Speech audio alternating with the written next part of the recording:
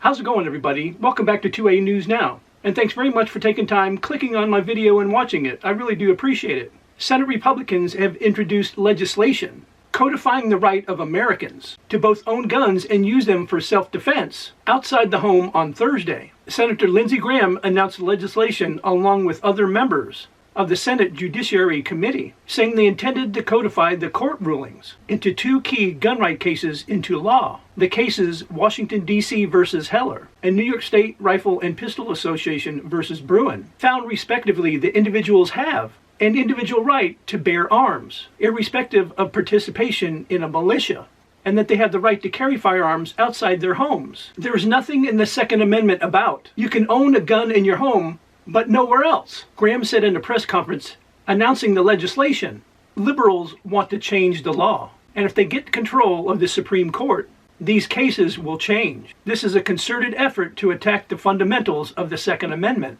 as part of an effort to maintain control of the Senate, take back the House, and win the White House. To conservatives, this is a wake-up call.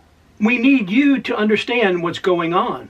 Graham says every Republican member of the Judiciary Committee supports the legislation, and the group will put it forward on Thursday. President Biden's administration has called repeatedly for further gun control legislation, urging Congress to pass a so-called federal assault weapons ban. During a speech in California earlier this week, Biden took the opportunity to announce an executive order expanding background checks for gun purchases. The president's order does not change U.S. government policy, but directs agencies to assure compliance with existing laws and procedures, a typical feature of executive orders issued by presidents when they confront the limits of their own power to act without cooperation of Congress. Nevertheless, Biden argued his order was far from sufficient, and then Biden brings out the often used, very much disputed line, "I led the fight to ban assault weapons in 1994.